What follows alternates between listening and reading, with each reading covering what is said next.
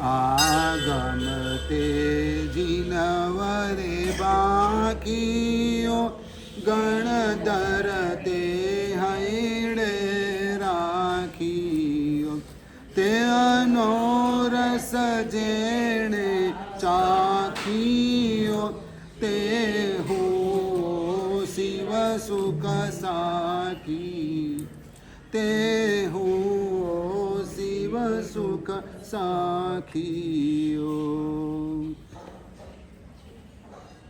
સમુદ્ર મંથન કર્યું બ્રહ્માજીએ અને એમાંથી રત્નો નીકળ્યા. મંથન કર્યા વગર માખણ ના નીકળે. છાસ વલોવો તો જ માખણ નીકળે. એમ જ્ઞાનને આપણે ઉપયોગમાં લેતા રહીએ તો એમાંથી કંઈક નવું તત્વ પ્રાપ્ત થાય. મંથન કર્યું ને રત્નો નીકળ્યા. આ પુરાણ કથા છે, કોઈ જૈન કથા નથી. પરંતુ કહેવાય છે કે સમુદ્ર મંથન કર્યું ને રત્નો નીકળ્યા. અમૃત પણ નીકળ્યું ને અમૃત દેવોને મળ્યું. અમૃત દેવોને મળ્યું, દેવોને આપવામાં આવ્યું. પણ ખબર છે ઝેર પણ નીકળ્યું હતું.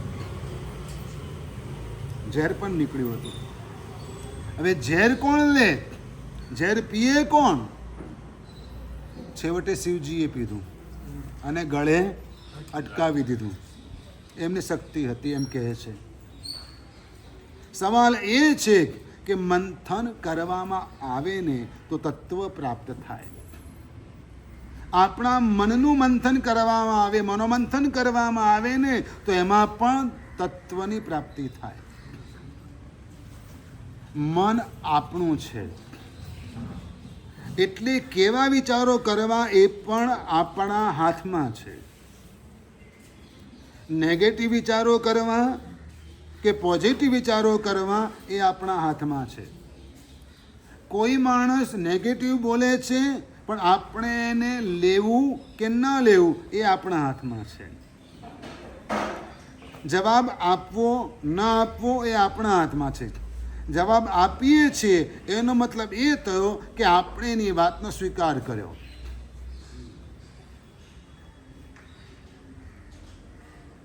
બજારમાંથી તમે જતા હો, રતનપોળમાં જાઓ, માણેક ચોકમાં જાઓ, જ્યાં પણ જાઓ, સાંકડી ગલીઓ છે બજારો તો અત્યારે એવું લાગે છે ને. અને ત્યાં આગળ બેન નીકળે અને સાડીવાળો માણેક ચોકની અંદર રતનપોળમાં બેન આવો, બેન આવો, બેન આવો એમ બોલતો જ હોય.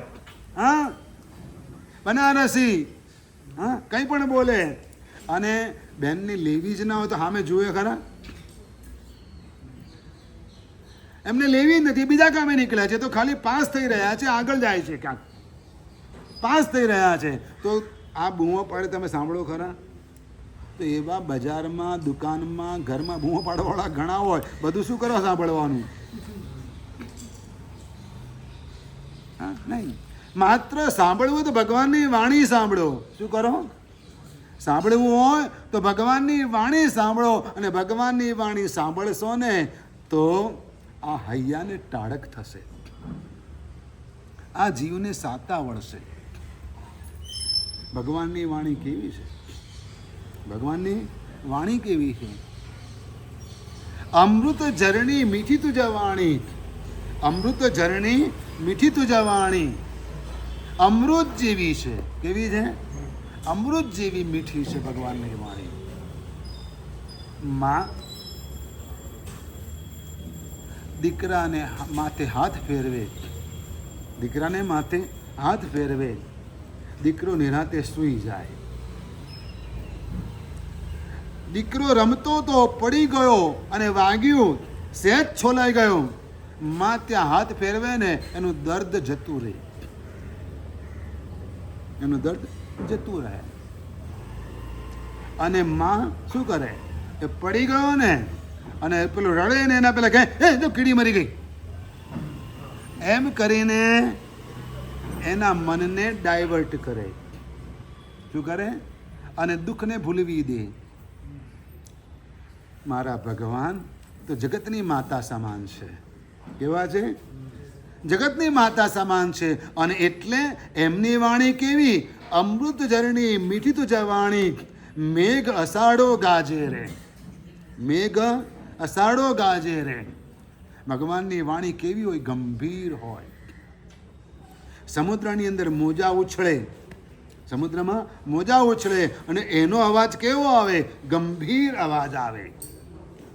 અષાઢ મહિનાની અંદર કાળા ડિબાંગ વાદળો ઘેરાય, કાળા ડિબાંગ વાદળો ઘેરાય, વરસાદ વરસતો હોય અને વાદળોના ગડગડાટ થાય ને,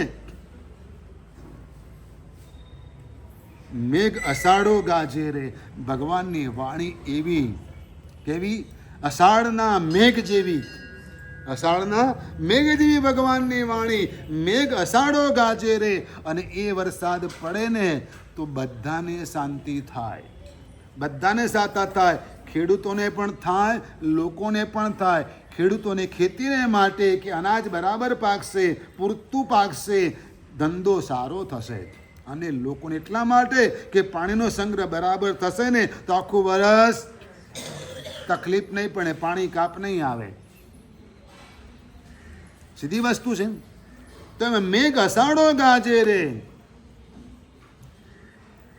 કાન માર્ગ થઈ હીયડે પેસી, કાન માર્ગ થઈ હીયડે પેસી, સંદેહ મનના ભાંજે રે.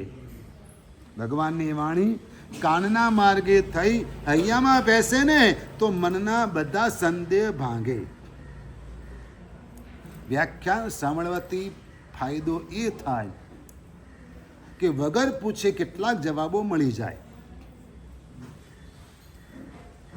વગર પૂછે કેટલાક જવાબો નહીં, બધા જવાબો મળી જાય. રાજાના દરબારમાં પેલો પુતળી વેચવા વાળો ગયો હતો. ત્રણેય એક સરખી હતી, બાર્બી ડોલ ત્રણેય સરખી હતી. પણ છતાંય પેલા પુતળીવાળાએ કહ્યું કે આની કિંમત કરો. કિંમત તમારે કરવાની, માલ મારો છે, હું વેચવા આવ્યો છું, પણ કિંમત તમે કરો. રાજા વિચાર કરે કે એક સરખી છે તો કિંમત પણ એક સરખી જ હોય ને. દેખાય છે કેવી? બધી સરખી, ડ્રેસ સરખો, ફિગર સરખો, હાઈટ સરખી, બધું જ સરખું. તો હવે એમાં ચેન્જ શું હોય? એમાં ફરક શું હોય? કોઈ ફરક ન હોય, કશો જ ફરક ના હોય. પણ છતાંય પેલો કે છે કિંમત તમે કરો. દરેકની કિંમત અલગ અલગ છે. રાજાએ મંત્રી સામે જોયું. મંત્રી કે સાહેબ 2 દિવસની મુદત લઈ લો, કે 2 દિવસ પછી તને જવાબ આપીશું. તો હમણાં આ મૂકીને જા પુતળીઓ, પુતળીઓ મૂકીને જા. પેલો વેપારી કે ભલે કશો વાંધો નહીં, તો માલ વેચવો જ હતો ને, પૈસા કમાવા હતા. અને આવો રાજા જો માલ લેતો હોય તો પછી એને બાકીનો માલ તો ગમે તેટલો બધો ખપવાનો જ છે. એટલે એ મૂકીને ગયો. મંત્રી આવ્યો, પુતળીની પરીક્ષા કરવા લાગ્યો. કે દોરો લીધો, પુત્રીના કાનમાં જોયું તો કાણું હતું, નાખ્યો તો બીજા કાનથી નીકળી ગયો.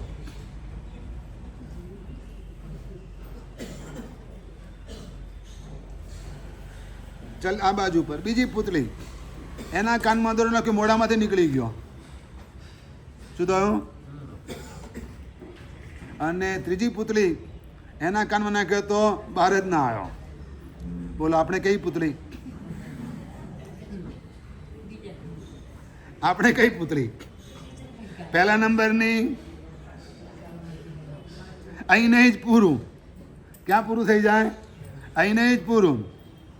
બીજા નંબરની તો જરા થોડીક બહાર સુધી સાથે આવે કે મારા સાહેબને વ્યાખ્યાન બહુ સારું, એમ કરીને ખાલી બહાર સુધી, એટલે અહીંથી ગયું, અહીંથી બહાર, પતી ગયું. પણ કોક જ બિરલા એવા હોય કે જે શું કરે? કાન માર્ગ થઈ હીયડે પેસી. હૈયામાં તો બધાને ના ઉતરે, કોકને જ ઉતરે. જેને ઉતરે બધા ભાગ્યશાળી. તમે પણ ભાગ્યશાળી છો. શું છો? તમે પણ ભાગ્યશાળી છો.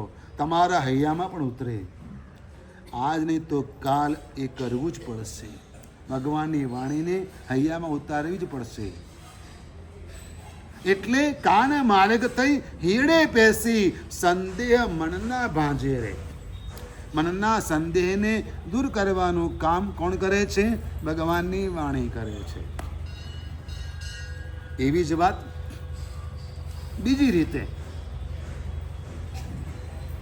યશોવીજી મહારાજા કરે છે કે સૂત્ર સુણે સંશય ટળે. સૂત્ર સુણે સંશય ટળે.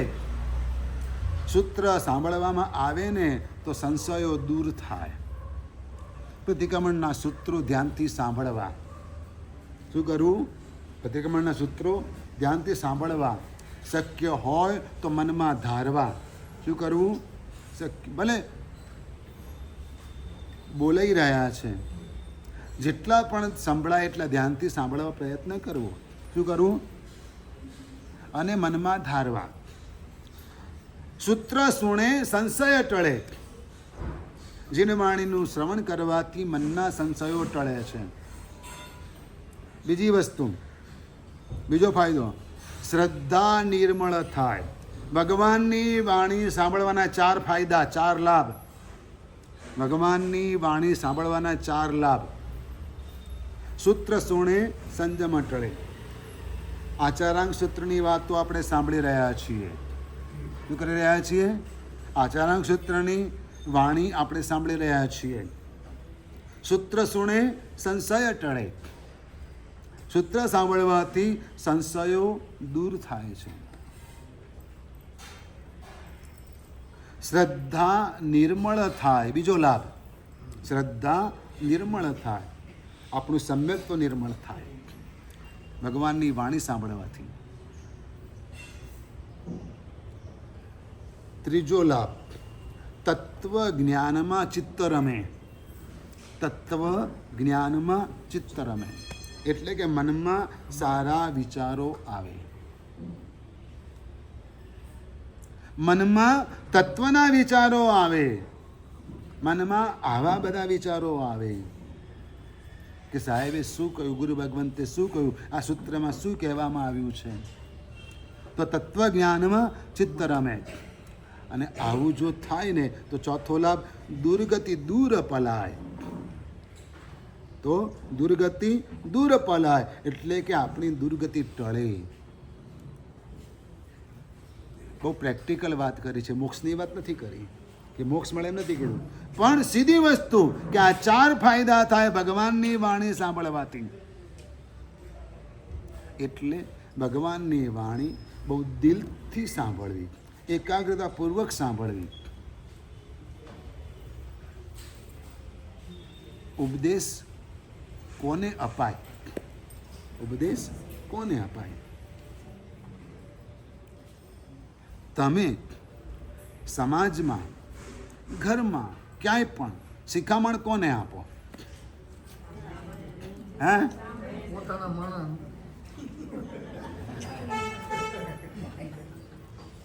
કઈ સમજાય છે અહીંયા? બરાબર ને? હવે તમે બોલતા હોત અને પેલો મોબાઈલથી મોઢું જ ના બહાર કાઢતો હોય તો પછી કેટલું ભાષણ આપો? તમે બોલતા જ રહો, બોલતા જ રહો, પેલો મોબાઈલમાંથી મોઢું જ બહાર ના કાઢે ને હું આ પણ ના કરે તો. એટલે પહેલી વાત, 3 પ્રકારના લોકોને ઉપદેશ અપાય. 3 પ્રકારના લોકોને ઉપદેશ અપાય. એક, જે સમુત્થિત હોય એટલે કે સાવધાન હોય, સાંભળવાને માટે જાગૃત હોય. કેવો હોય? પરેડ ચાલતી હોય ને, પોલીસ પરેડ ચાલતી હોય કે એનસીસીની પરેડ ચાલતી હોય કે સૈન્યની પરેડ ચાલતી હોય ને તો એમાં અટેન્શન પ્લીઝ એટલે શું કરવાનું? તમારે સાવધાન થઈ જવાનું અને પછી જે ઓર્ડર આપે એને ફોલો કરવાનો. અમારે અહીંયા એને રોજ એ બોલવું પડે, એટેન્શન પ્લીઝ. જે જાગૃત હોય, જે સાવધાન હોય, જે સાંભળવાના માટે ઉત્સુક હોય, તેને ઉપદેશ અપાય. ઉપદેશ કોને અપાય? જાગૃત હોય, સાવધાન હોય, એને ઉપદેશ અપાય.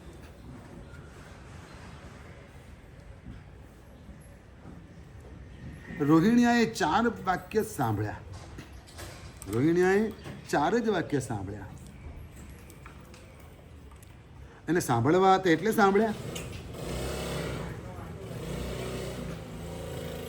પણ સહજ રીતે કાનમાં પડી ગયા. સહજ રીતે કાનમાં છતાં પણ એ શું થયું? હૈયામાં બરાબર ઉતરી ગયા, બરાબર યાદ રહી ગયા. સમડીએ મરતી વખતે નવકાર સાંભળ્યો હતો ને, સમડીએ મરતી વખતે નવકાર સાંભળ્યો હતો. કઈ રીતે સાંભળ્યો હતો?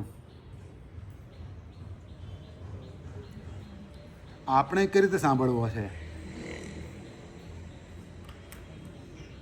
સાવધાન હોઈએ ત્યારે સાંભળવો છે, જાગ્રત હોઈએ ત્યારે સાંભળવો છે, કે કોમામાં હોઈએ ત્યારે સાંભળવો છે?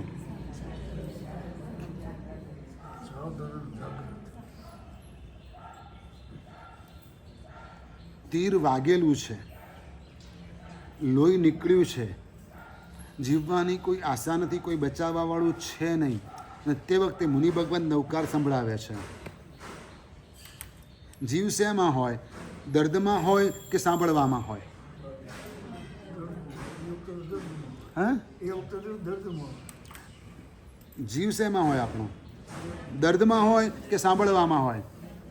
અરે કેટલું બળે છે, કેટલી દુઃખ, કેટલું લોહી નીકળે છે, કેટલું બળે, જલ્દી કરીને વાત સાંભળવાની તૈયારી હોય.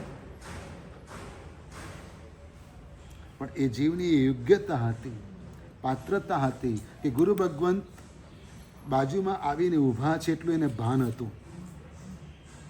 મારા હિતે જ છું, મારા કલ્યાણ માટે આવીને ઊભા છે, કંઈક સારા માટે આવીને ઊભા છે. વધારે સમજ ના હોય પંક્તિમાં કે ત્રિજીવમાં શું હોય, પણ એ નવકાર એને સાંભળ્યો. તો બીજા જન્મમાં રાજકુમારી થઈ, એનાથી શું મતલબ? ત્યાં પાછો નવકાર મળ્યો, અને જ્યાં સાંભળ્યો ત્યાં યાદ આવી ગયું કે આજ મારો તારક છે, હા, આજ મારો ઉદ્ધારક છે. એટલે પેલા શેઠે છીક ખાધી, નમોરિયંતાણમ બોલ્યા, આ તો મેં ક્યાંક સાંભળેલું છે. અને એ સ્મરણ થયું, જાતિ સ્મરણ જ્ઞાન થઈ ગયું, અને ત્યારે એને આ ધર્મ પ્રાપ્ત થયો. એટલે સાંભળો તો સમુત્થિત થઈને સાંભળજો, સાવધાન થઈને સાંભળજો. શું કરજો? જાગ્રત અવસ્થામાં સાંભળજો. ભગવાનની વાણી તો આપણને તારનારી બને. એટલે ઉપદેશ કોને અપાય? જે જાગ્રત હોય તેને ઉપદેશ અપાય, જે સાવધાન થઈને સાંભળતો હોય એને ઉપદેશ અપાય. બીજી વસ્તુ, જે અદંડ હોય એને ઉપદેશ અપાય. ઉદ્દંડ નહીં, અદંડ બોલું છું. અદંડ એટલે કે જે માણસ મન, વચન, કાયાથી પરેશાન ન હોય ને એને ઉપદેશ અપાય.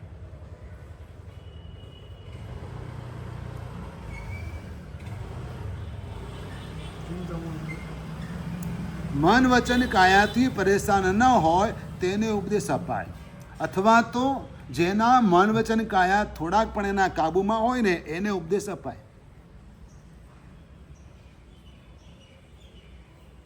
કોઈ નાનું બાળક હોય, બાળકનો સ્વભાવ છે ચંચળ હોય, તો આખો દિવસ અહીં બેઠું હોય, માની લો તો ઊંચું નીચું થાય, પગ ઊંચા નીચા કરે, કંઈક આમ જુએ, કંઈક તેમ જુએ, આ બધું કરે, તો આપણે એને શું કહીએ? કે ભાઈ જ્યારે સીધો બેસ, સરખો બેસ. અને બહુ વધારે પડતું કંઈ કરે તો કે ભાઈ જા પેલી બાજુ જઈને રમ, અથવા તો જા ઘરે જતું રહે. કેમ? કારણ કે એના મન, વચન, કાયા હજુ એના કાબુમાં નથી. એનાથી એ તો ઉપદેશ કોને અપાય? તો જેના મન, વચન, કાયા થોડા પણ કાબુમાં હોય, અને એ મન, વચન, કાયાથી તે પરેશાન ન હોય, હવે જેને શરીરની બીમારી જ પરેશાન કરતી હોય, અકળામણ કરતી હોય, હા, એને હું ઉપદેશ આપું તો શું થાય? અરે ગળેની કાણે ના ઉતરે, ગળાએ કયા ઉતરવાની વાત કરો? હા, અંદરથી જ અકળામણ થતી હોય, શરીરમાં બળતરા થતી હોય, માની લો, ચલો તો શું થાય? એટલે મન વચન કાયા જેના કાબુમાં હોય, જેનાથી તે પરેશાન ન હોય, તેને ઉપદેશ અપાય. ભગવાનની વાણી સાંભળવા માટે બધા જ જાય. હા, આપણે પણ ગયા હતા રાજગૃહમાં. હા, રાજગૃહ નગરીમાં ગયા હતા આપણે. હા, ભગવાને 14 ચોમાસા કર્યા, એમાંથી એકાદ ચોમાસું આપણે કર્યું હતું ભેગું. હા, કર્યું હશે ને. નાલંદા પાડામાં ગયા હતા. એટલે કેમ? કોક ભાવમાં બન્યું હોય કે ના બન્યું હોય એવું.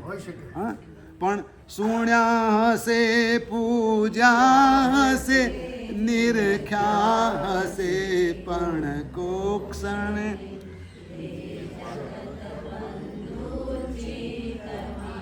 ધાર્યા નહીં.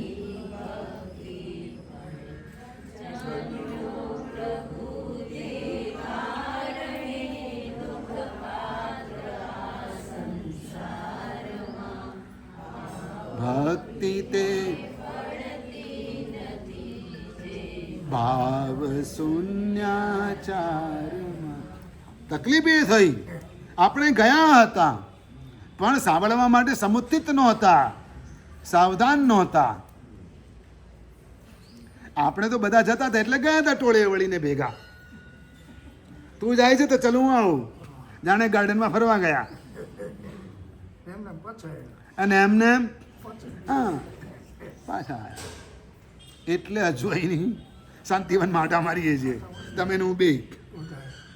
હા, તો કહેવાનો મતલબ શું છે કે ભગવાનની વાણી કોને અપાય, ઉપદેશ કોને અપાય? તો જે મન વચન કાયાથી પરેશાન ન હોય તેને અપાય. જેના મન વચન કાયા થોડાક પણ તેના કાબુમાં હોય તેને ઉપદેશ અપાય. અને ત્રીજી વસ્તુ, જે સમાહિત હોય એને ઉપદેશ અપાય. સમાહિત એટલે જે સમજુ હોય, પ્રાજ્ઞ હોય તેને ઉપદેશ અપાય. અર્થાત જે સરળ હોય એને ઉપદેશ અપાય. ઉપદેશ સાંભળવા માટેની આ યોગ્યતા, આ પાત્રતા છે. આ પાત્રતા કેળવવી પડે અને ત્યારે પરમાત્માનો ઉપદેશ આપણને સાંભળવા મળે. ભાગ્યશાળી આગમ ગ્રંથો જે તે સાધુને તરત ભણાવવામાં નથી આવતા, જેના તેના હાથમાં આપવામાં નથી આવતા. તેની યોગ્યતા મેળવવી પડે, એના માટે તપ કરવું પડે, ક્રિયાઓ કરવી પડે, કૌશક ધ્યાન કરવા પડે, એ બધી સાવધાની કેળવવી પડે. ત્યાં સુધી કે વાપરતા જો પાત્રું અમારાથી છૂટું પડી જાય તોય દિવસ જાય. શું થાય? વોરવાને માટે બે સાધુ સાથે ગયા હોય, એ બે વચમાંથી કોઈ પંચેન્દ્રિય જીવ પસાર થાય ને તોય દિવસ જાય.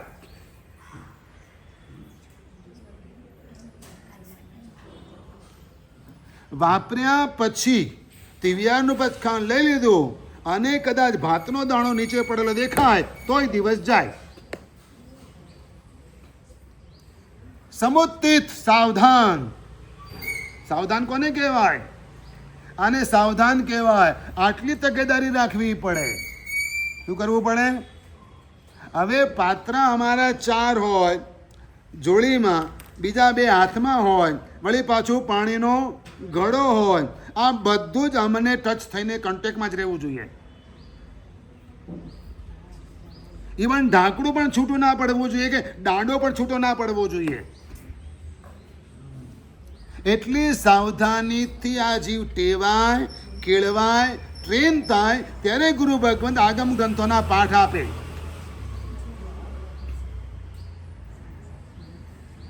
એમને ના મળે.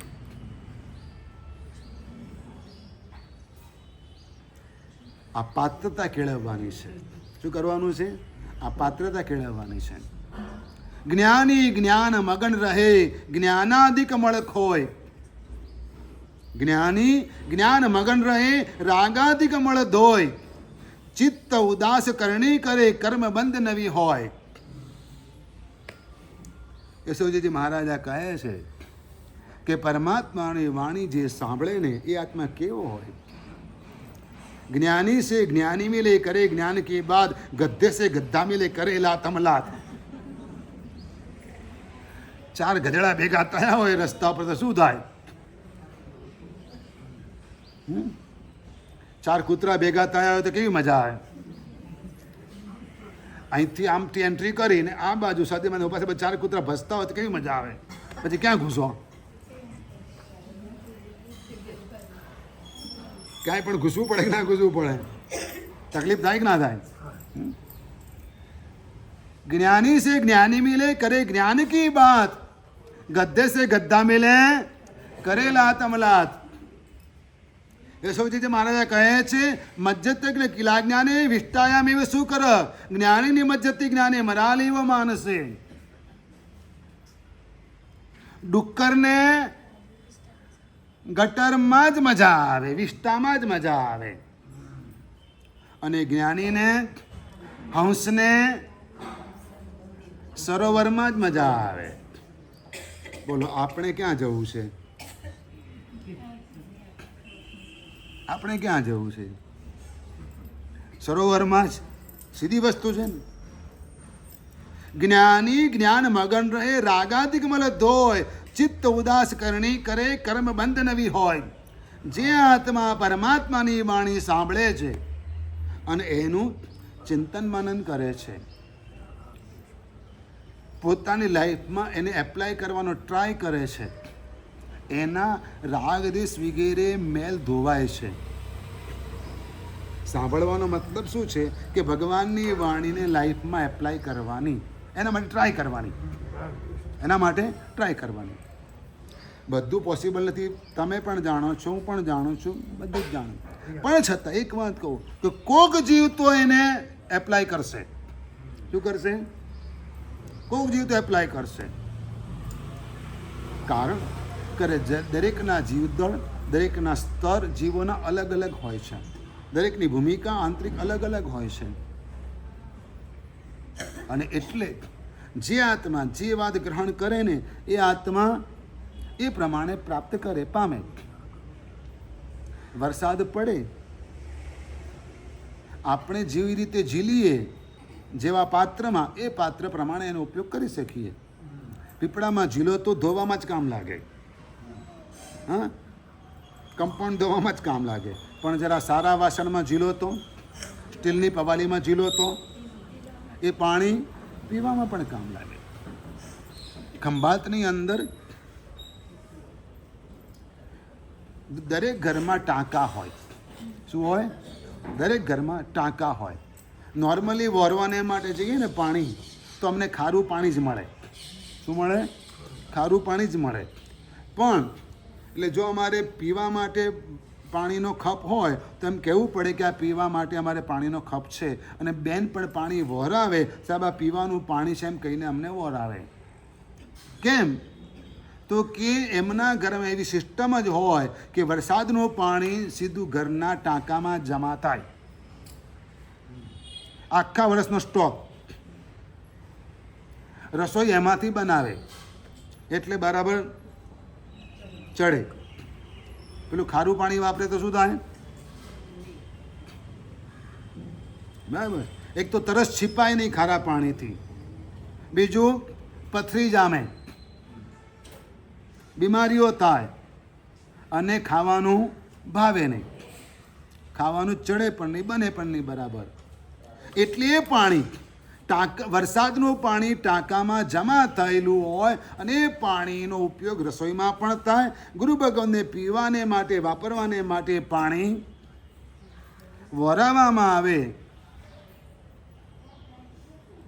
ભાગ્યશાળી પાણી તો એ જ, પણ કેટલુંક પાણી બહાર ગટરમાં વહી ગયું હતું ચાલુ ચોમાસે, તો શું થાય? એ પાણી ક્યાં જાય? દરિયામાં જઈને ખારું જ થઈ જાય. દરિયામાં જઈને ખારું જ થઈ જાય. તો આપણે કઈ રીતે ઝીલીએ છીએ ભગવાનની વાણી, એના પર આપણો આધાર છે.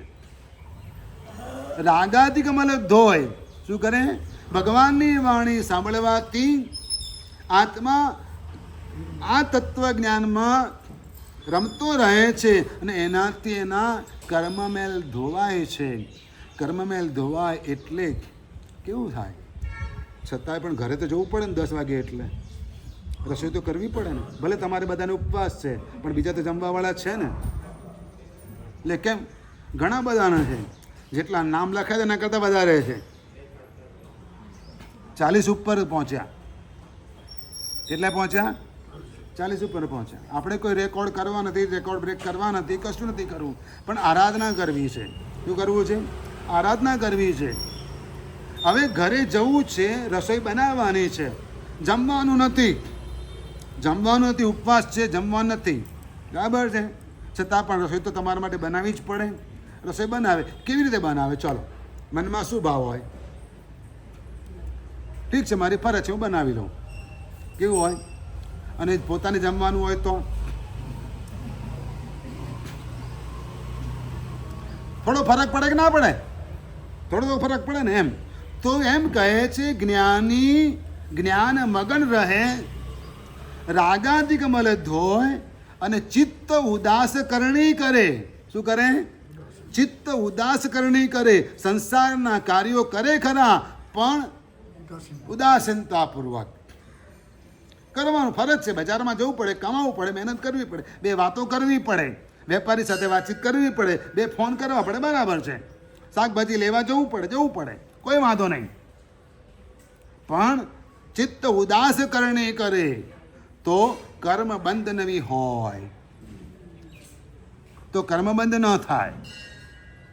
આ ભગવાનની વાણી છે. શું છે? આ ભગવાનની વાણી છે. આગમ ગ્રંથો ગણધર ભગવંતોએ ગૂંથ્યા. શું કર્યું? આગમ ગ્રંથો ગણધર ભગવંતોએ ગૂંથ્યા. અને એમાં આચારાંગ સૂત્રમાં એમ કહે છે કે તારા 3 શત્રુ છે. તારા 3 શત્રુ છે.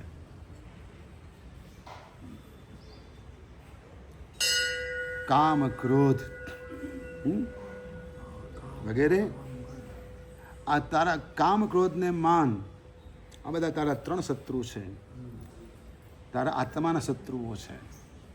એટલે શત્રુ કોઈ બહાર છે જ નહીં, તારા અંદર જ છે. લડવું હોય તો એની સાથે લડ. શું કહે છે? બહુ સરસ વાતો કરે છે. જે એકને જાણે છે તે સર્વને જાણે છે, જે સર્વને જાણે છે તે એકને જાણે છે. હું બધાને ઓળખું છું. શું કહે? હું બધાને ઓળખું છું. તારી જાતને ઓળખે જ તું? બધાને ઓળખું છું. હા,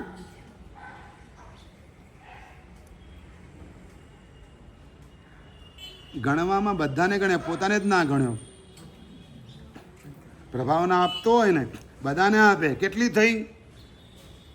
એટલે તે લીધી કે ને એમ પૂછવું પડે એને, કારણ કે પોતાને જ ના ગણ્યો હોય, પોતે જ પ્રભાવના ના લીધી હોય. એવું બને કે ના બને? હા, એટલે શું કરવાનું છે? પોતાને જાણવાનો છે. જે એકમ જાણે તે સર્વમ જાણે.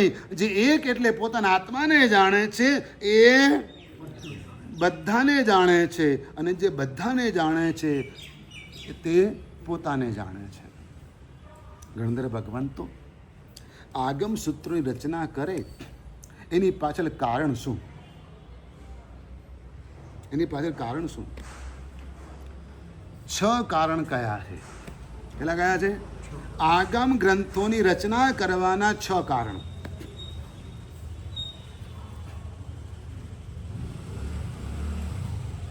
તીર્થંકર પરમાત્મા, ગણધર ભગવંતો કે મહાપુરુષો કોઈ પણ કામ કારણ વગર કરતા નથી. ઇવન કોઈ પણ સૂત્રમાં એક પણ અક્ષર કે એક પણ માત્રા વગર જરૂરનો મૂકતા નથી. એટલે આપણે જે પણ બોલીએ સૂત્રો વગેરે એ જરા પણ કાપકૂપ વગર બોલવા, સાવધાનીપૂર્વક બોલવા. સામાન્ય શબ્દની અંદર પણ જો બોલવામાં ભૂલ થાય ને તો અર્થનો અનર્થ થઈ જાય. ચરણ અંગૂઠે રે મેરુ કપાવીઓ.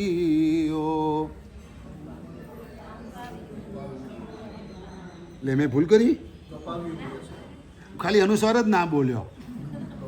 શું ના બોલ્યો? ઉપરની બિંદી ના બોલ્યો તો અર્થનો શું થઈ ગયો? અનર્થ થઈ ગયો ને. એટલે જે પણ સૂત્ર બોલાય ને ઇવન નવકાર મંત્ર ને તો પણ બરાબર શુદ્ધ બોલાવવો જોઈએ. સાહુણમ દીર્ઘવું બોલાવવો જોઈએ, સાહુણમ નહીં, સિદ્ધાણમ નહીં, સિદ્ધાણમ. ફરક છે કઈ? ડબલ ઈ કે આઈ? ના, તમારે સ્પેલિંગમાં બરાબર છે કે નહીં? આ નામમાં કેટલાક ડબલ ઈ લખે, કેટલાક ઈ આઈ લખે, કંઈ પણ કરે અને આવું બધું સેટિંગ કરતા હોય. પણ આ બધાની સાથે ગ્રામર જોડાયેલું છે, એની પાછળ અર્થ બદલાઈ જાય છે. શું થાય છે? અર્થ બદલાઈ જાય છે. એટલે કોઈ પણ વસ્તુ, કોઈ પણ વાક્ય, કોઈ પણ સૂત્ર એમાંનો એક પણ અક્ષર નકામો વધારાનો હોતો નથી. એટલે જ્યારે એનો ઉચ્ચાર કરીએ ત્યારે બરાબર સાવધાનીપૂર્વક ક્લિયર એના ઉચ્ચાર કરવા જોઈએ, અને તો જ એનો અર્થ સ્પષ્ટ થાય. અને અર્થ સ્પષ્ટ થાય તો આપણને બરાબર સમજાય, અને સમજાય તો ક્રિયા આપણી શુદ્ધ થાય, કર્મ નિદ્રા કરનારી બને. પણ ગદ ગ જો અર્થ સ્પર્શ્યો ન હોત તો અયમુત્તા મુનિનું શું થયું હોત?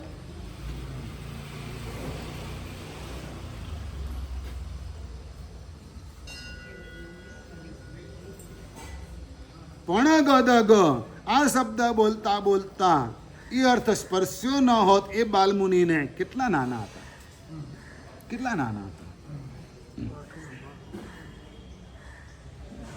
એક તો નાનું બાળક, રમતિયાળ જીવ, થોડી વાર પહેલા તો શું કર્યું તું? નાવડી તરાઈ હતી ને એ જીવ જ્યારે ઈર્યાવૈયા કરે છે, હા, ત્યારે અર્થને સ્પર્શે છે, ત્યાં જ અટકી ગયા. ક્યાં અટકી ગયા? ત્યાં જ અટકી ગયા. અર્થ એવો સ્પર્શી ગયો કે આત્માના બધા જ કર્મો ખત્મ થઈ ગયા. શું થયું? આત્માના બધા જ કર્મ ખત્મ થઈ ગયા, કેવળ જ્ઞાનની પ્રાપ્તિ થઈ. આપણને એવો એકાદો અર્થ સ્પર્શી જાય, એના માટે વારંવાર આ શ્રવણ કરવું પડશે. કારણ શું છે કે પથ્થરમાંથી પ્રતિમા બનાવવા માટે છે ને ટાંકણા વધારે મારવા પડે. પગથિયા બનાવવા હોય તો સીધું મશીન પર પગથિયું બની જાય. પથ્થરમાંથી પગથિયું બનાવવું હોય ને મશીન ફેરવે ને એટલે પગથિયું બની જાય. પણ પ્રતિમા બનાવવી હોય તો ટાંકણા મારવા પડે, પોલિશ કરવી પડે, બરાબર ઘસાઈ કરવી પડે, અને ત્યારે ચમક આવે. નહીં તો એ ભગવાન તરીકે પૂજાય નહીં. આપણે ભગવાન બનવું છે, ભગવાન તરીકે પૂજાવવું છે, એટલે ટાંકણાના ઘા તો સહન કરવા જ પડશે. માટી તો રસ્તામાં પગ નીચે ઘણી આવે છે, માટી તો રસ્તામાં પગ નીચે ઘણી આવે છે, પણ બધી માટીના ઘડા બનતા નથી. ઘડા બનવા માટે ટીપાવવું પડે છે. શું કરવું પડે છે? ઘડા બનવા માટે ટીપાવવું પડે છે, તાપમાં તપવું પડે છે, ભઠ્ઠામાં, હા, નિભાડામાં તપવું પડે છે. એ તાપ સહન કરવો પડે છે 2-3 દિવસ સુધી, અને ત્યારે ઘડો પાણી ભરવા લાયક બને છે. ત્યારે ઘડો પાણી ભરવા લાયક બને છે. ભાગ્યશાળી. એમ આપણા આત્માએ આ સંસારમાંથી મુક્તિએ જવું હોય તો આ બધી પ્રોસિજરમાંથી પસાર થવું જ પડે છે. ગણધર ભગવંતે ગૂંથેલા આગમ ગ્રંથોનું શ્રવણ કરવું પડે છે. પણ પ્રશ્ન એ છે કે ગણધર ભગવંતો આ આગમ ગ્રંથોની રચના કેમ કરે? એના 6 કારણ. સૌથી પહેલું કારણ કે ભણવામાં અનુકૂળતા રહે. ભણવામાં અનુકૂળતા રહે.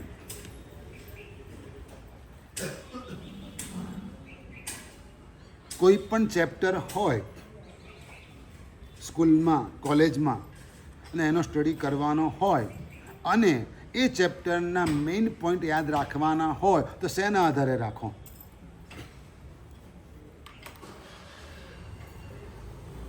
સીધી વાત છે, કોઈ પણ ક્વેશ્ચનના આધારે. પાછળ ક્વેશ્ચન કયા કયા આપેલા છે બરાબર છે, અને એના આધારે તમે આન્સર શોધી કાઢો અને એ બરાબર માઇન્ડમાં ફિટ કરી દો તો શું થાય? પરફેક્ટ. બરાબર છે. પણ આ તો આ વસ્તુ છે થોડાક સમય પૂરતી, 6-12 મહિના પૂરતી છે એટલે આ ચાલે. પણ હજારો વર્ષો સુધી આ ટકાવવું હોય તો, એ જ્ઞાનને ટકાવવું હોય તો શું કરવું પડે? કોમ્પ્યુટરમાં, ડેટામાં, હાર્ડ ડિસ્કમાં ફિટ કરવું પડે. એ પણ નકામી થઈ જાય. હાર્ડ ડિસ્ક પણ નકામી થઈ જાય, એ પણ કામ ન લાગે. એટલે વારંવાર એને શું કરવું પડે? ચલાવવી પડે, જોવું પડે, ચેક કરવી પડે, બધું જ કરવું પડે. એમ આને પણ ચલાવવું પડે, ભણવું પડે. શું કરવું પડે? તો ભણવામાં અનુકૂળતા રહે ને એટલે ગણધર ભગવંતો આગમ ગ્રંથોની રચના કરે. બીજી વસ્તુ કે યાદ રાખવામાં સરળતા રહે. આ સૂત્રમાં આમ કહ્યું છે એમ ફટ દઈને કહી દેવાય. આ ચેપ્ટરમાં આ છે, આ ટોપિક છે, 4થા ચેપ્ટરમાં આમ છે, 10મા ચેપ્ટરમાં આમ છે, એમ તમે કહી શકો. પણ કોઈ સંકલના જ ન હોય તો કેવી રીતે કહેવાય? એટલે યાદ રાખવામાં સરળતા રહે એટલે ગણધર ભગવંતો ગ્રંથની રચના કરે. ત્રીજું કારણ, અર્થ ધારણ કરવામાં સુગમતા રહે. અર્થ ધારણ કરવામાં સુગમતા રહે. વંદિત્વ યાદ રાખવું છે, વંદિત્વ સૂત્ર યાદ રાખવું છે, બહુ સરળ ટ્રીક છે, બહુ સરળ ટ્રીક છે, યાદ રહી જાય. પણ મોટા ભાગનાને સાહેબ ગાથા તો 50 થઈ ગઈ પણ નંબર વાઇઝ યાદ રહેતી નથી. 50 ગાથા થઈ ગઈ પણ નંબર વાઇઝ યાદ નથી રહેતી. કારણ કે હજુ એના અર્થ વાંચ્યા નથી, અર્થ કર્યા નથી, એમ અર્થ વાંચ્યા જ નથી. 5 વખત અર્થ વાંચો ને તો વંદિત્વ આખું કડકડાટ થઈ જાય. કેમ? વંદિતામાં છે શું? તો 12 વ્રતોના અતિચાર છે. 12 વ્રતોના અતિચાર છે. એ અતિચારો 1 by 1, એ અતિચારો 1 by 1, પડમી અણુવયમી, બી અણુવયમી, તૈય અણુવયમી, ચોથી અણુવયમી, પંચમી અણુવયમી,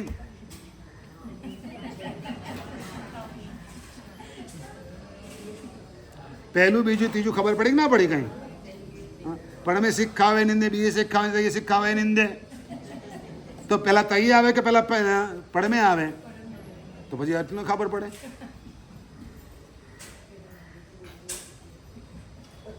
સીધી વસ્તુ છે ને. અર્થ જો સમજાયા હોય ને તો યાદ રાખવું સરળ પડે. એટલે કહે છે કે અર્થ ધારવામાં સરળતા રહે ને એટલે સૂત્રની રચના કરવામાં આવે. નહીં તો અતિચાર યાદ ન રહે,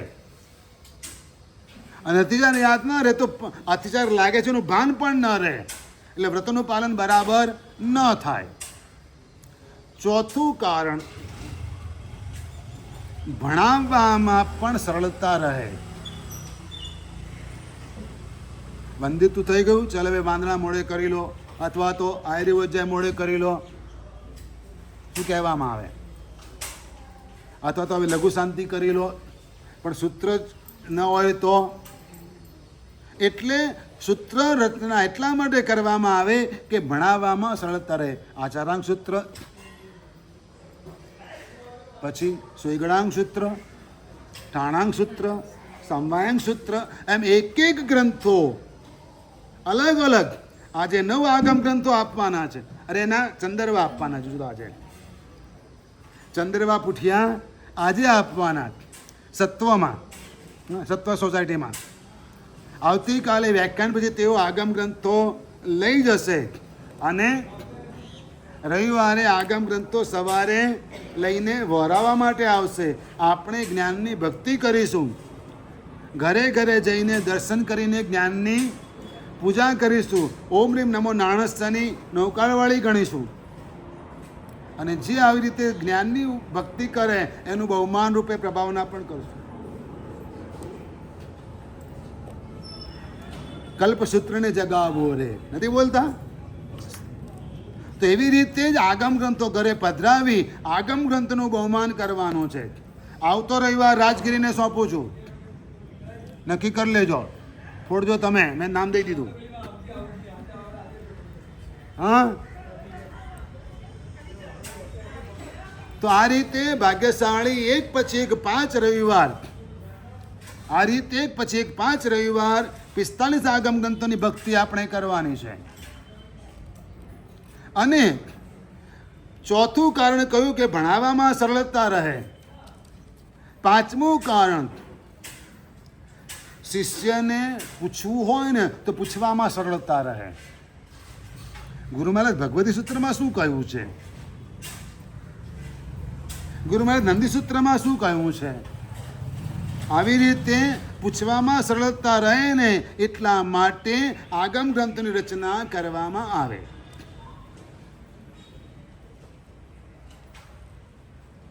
અને છેલ્લું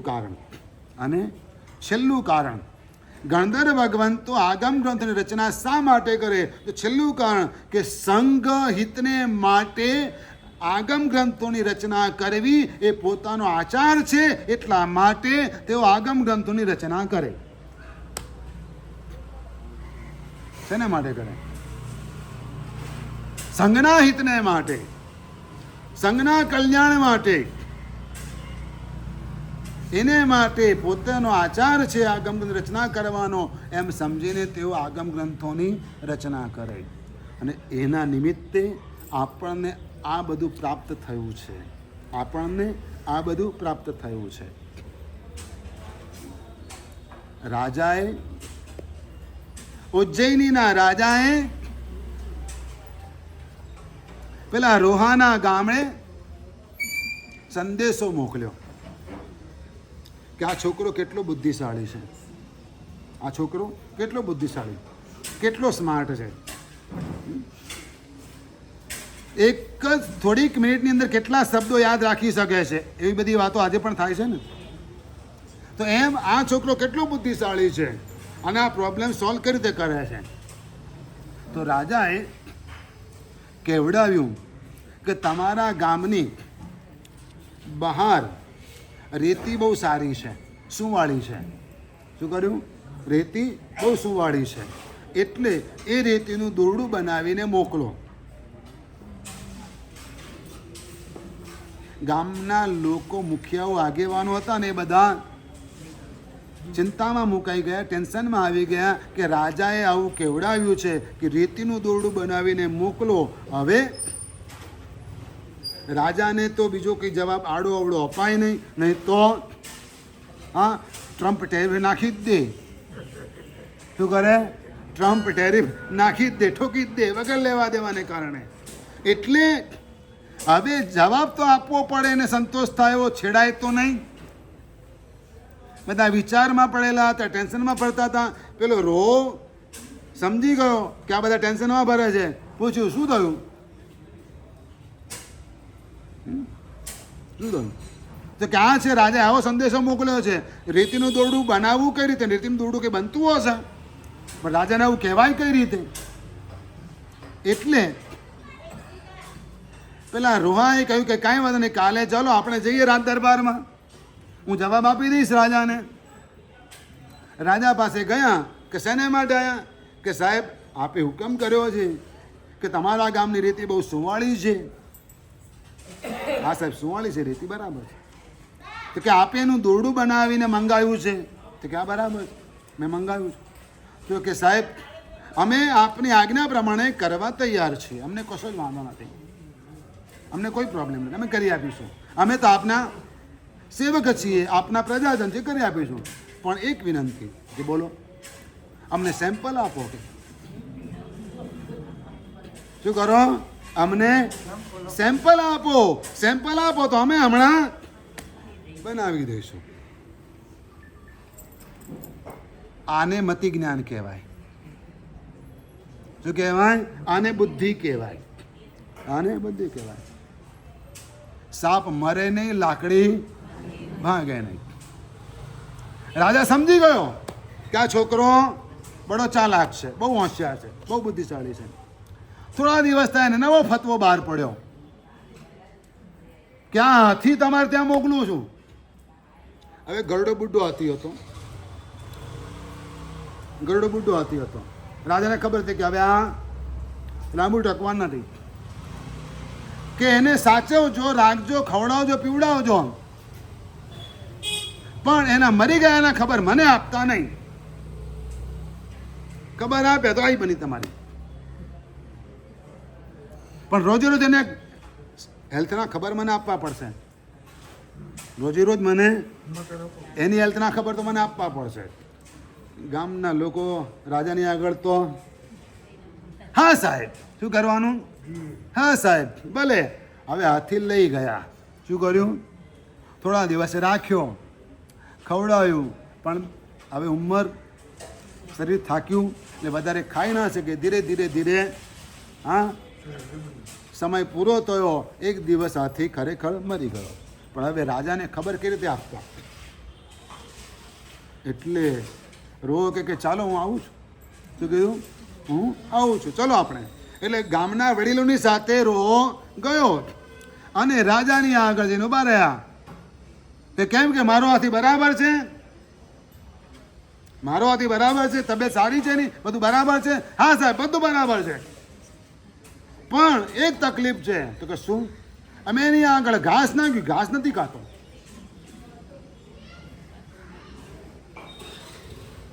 એ બેઠો તો અમે એને ઊભા કરવા પ્રયત્ન કર્યો, ઊભો નથી થતો. અને અમે પછી એને ચલાવવા માટે, ચરવાને માટે લઈ જતા હતા, પણ એ ચાલતો નથી. કે આવી રીતે વાતો કરીને તો શું મારો હાથી મરી ગયો? સાહેબ, એ તો અમને ખબર નથી. કે રાજાએ શું કહ્યું હતું? એના મરવાના સમાચાર. આને મતિ જ્ઞાન કહેવાય. શું કહેવાય? મતિ જ્ઞાનાવરણીનો ક્ષયોપશમ હોય તો આવી બુદ્ધિ પ્રાપ્ત થાય કે ઉપાધિ આવે ને તો એમાંથી પણ એ સરળતાથી રસ્તો કાઢી શકે. વીર વિજયજી મહારાજા 64 પ્રકારની પૂજામાં આ રીતે આપણને મતિ જ્ઞાનનો મહિમા સમજાવે છે. એટલે સદબુદ્ધિ જોઈતી હોય તો જ્ઞાનની આરાધના કરવી જ પડે. 5 જ્ઞાનમાંથી એક જ જ્ઞાન બોલકું છે, શ્રુત જ્ઞાન. બાકીના 4 જ્ઞાન મૌન છે. મતિ એટલે બુદ્ધિ બોલતી નથી, બુદ્ધિ કામ કરી બતાવે છે. શું કરી બતાવે છે? બુદ્ધિ કામ કરી બતાવે છે. એટલે શ્રુત જ્ઞાન બોલી બતાવે છે. અવધિ જ્ઞાન પણ જાણી જોઈ શકાય, પણ પછી બોલવું તો શ્રુત જ્ઞાનથી જ પડે. એટલે 4 જ્ઞાન મૌન છે, એક જ જ્ઞાન બોલતું છે, શ્રુત જ્ઞાન છે. અને એની ભક્તિ આપણે સૌએ કરવાની છે. અને એના દ્વારા આપણે જો જાણીશું તો સિદ્ધિ તપ કેમ કરવો, શા માટે કરવો ને કઈ રીતે પાર ઉતારવો, એ પણ આ જ આગમ ગ્રંથો આપણને કહેશે. એટલે ભાગ્યશાળી સૌને આ શ્રુત જ્ઞાન દ્વારા સિદ્ધિ તપ ખૂબ સરળતાથી પાર ઉતરે એવા મંગલ આશીર્વાદ છે. હા, અત્યારે આપણે તપસ્વીઓની સમક્ષ, સંઘની સમક્ષ તપસ્વીઓને પચખાણ આપીશું. સૌ તપસ્વીઓ પચખાણ લેશે.